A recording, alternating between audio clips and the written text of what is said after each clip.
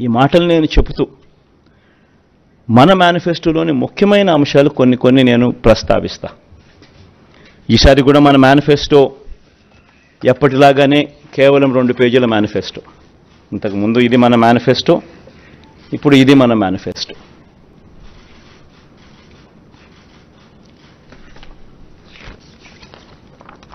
ఈ మాదిరిగా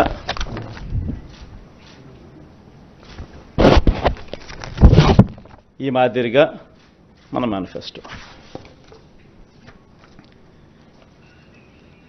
ముఖ్యమైన అంశాలు అదే కాపీ కొంచెం పెద్ద ఆల్ఫబెట్స్లో ఉంటుందని చెప్పి కొంచెం దీంట్లోకి పోతా. అదే కాపీనే, అది చిన్న సైజు అక్షరాలు, ఇది పెద్ద సైజు అక్షరాలు. గమనిస్తే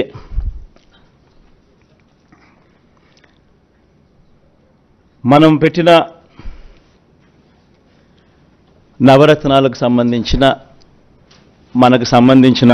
గమనిస్తే విద్య ముఖ్యమైన అంశాలు ఇవి మాత్రం పైన చెప్తా.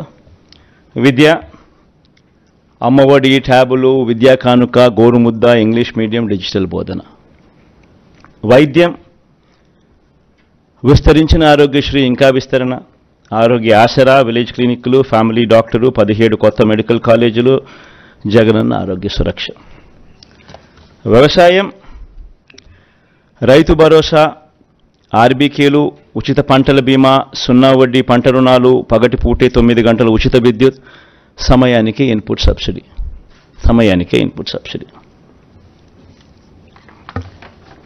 ఉన్నత విద్య, జగనన్న విద్యా దీవెన పూర్తి fee reimbursement, Jagananna Vasathi Deevena job ఓరియంటెడ్గా కరికులంలో మార్పులు, నాడు నేడు స్కూళ్ళు, నాడు నేడు హాస్పిటల్స్, పేదలందరికీ ఇళ్ళు, అక్క చెల్లెమ్మల పేరిట పేదలకు ఇంటి స్థలాలు, ఇల్లు, మహిళా సాధికారత, చేయూత, కాపు నేస్తం, ఈబీసీ నేస్తం, 0 వడ్డీ. సామాజిక భద్రత, పెన్షన్ కానుక 2 విడతల్లో 3,500కు పెంపు, ఎప్పటిలాగే ఇంటి వద్దే వాలంటీర్ల ద్వారా పెన్షన్ల పంపిణీ. అభివృద్ధి, మౌలిక వసతులు, సుపరిపాలన. నిర్మిస్తా ఉన్న 4 పోర్ట్లు ఫినిషింగ్,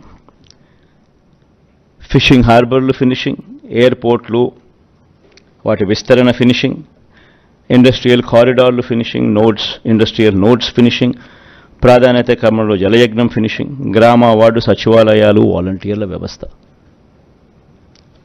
ఇవి బై అండ్ లార్జ్ దీనికి సంబంధించిన సమ్మరీ.